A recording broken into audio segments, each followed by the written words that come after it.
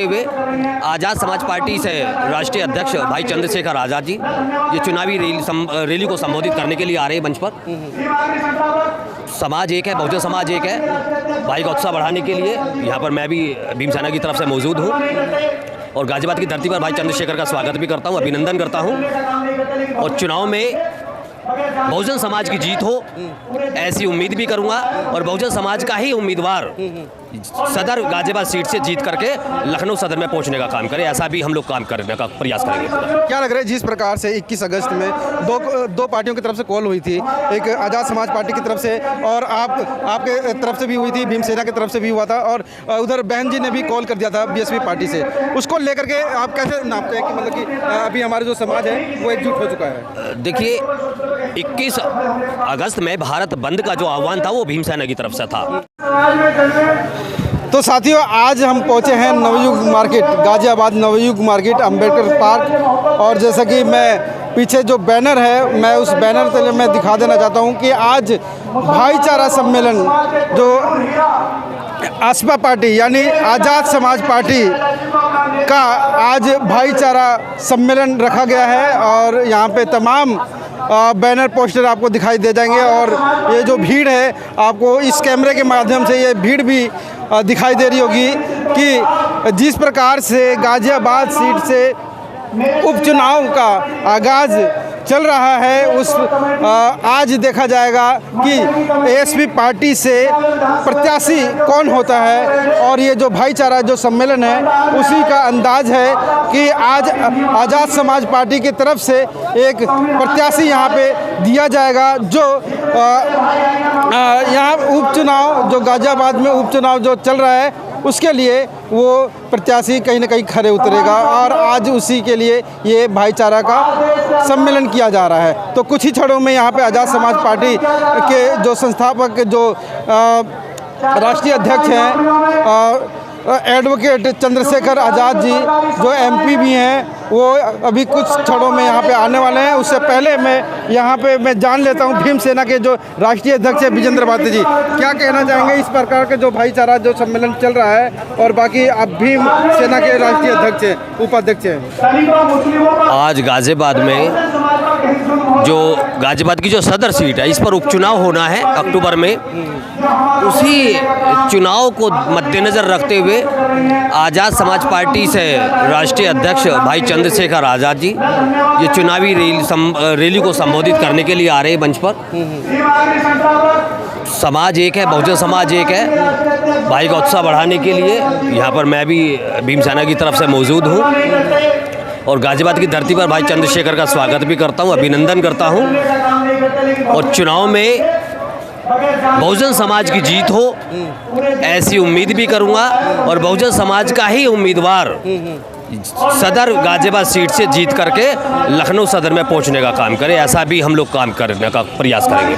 क्या लग रहा है जिस प्रकार से 21 अगस्त में दो पार्टियों की तरफ से कॉल हुई थी, एक आज़ाद समाज पार्टी की तरफ से और आपके तरफ से भी हुई थी, भीमसेना की तरफ से भी हुआ था और उधर बहन जी ने भी कॉल कर दिया था बीएसपी पार्टी से, उसको लेकर के आप कैसे नापते हैं कि मतलब कि अभी हमारा जो समाज है वो एकजुट हो चुका है? देखिए 21 अगस्त में भारत बंद का जो आह्वान था वो भीमसेना की तरफ से था, जिसको आगे चल करके अन्य राजनीतिक पार्टियों ने भी और सभी सामाजिक संगठनों ने भी उसको सपोर्ट किया। बहुजन समाज पार्टी की राष्ट्रीय अध्यक्ष बहन कुमारी मायावती जी ने भी उसमें अपना सहयोग दिया।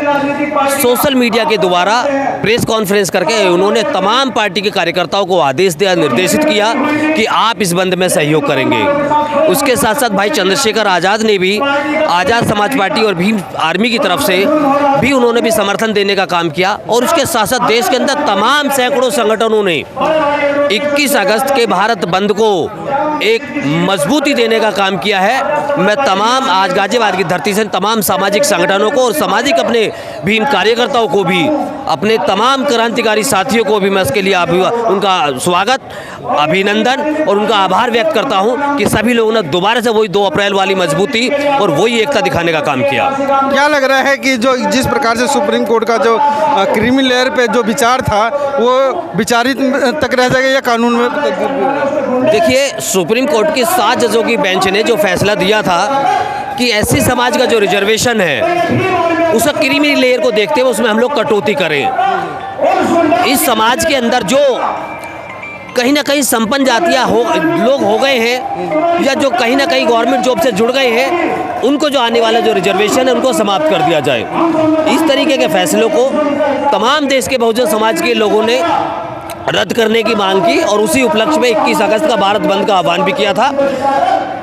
इस भारत बंद के आह्वान से पहले ही मोदी सरकार डरी और इन्होंने आधिकारिक रूप से भी पुष्टि की, प्रेस के द्वारा भी की और मीडिया के द्वारा भी इन्होंने कहा कि हम इसे सुप्रीम कोर्ट के आदेश को लागू नहीं करेंगे।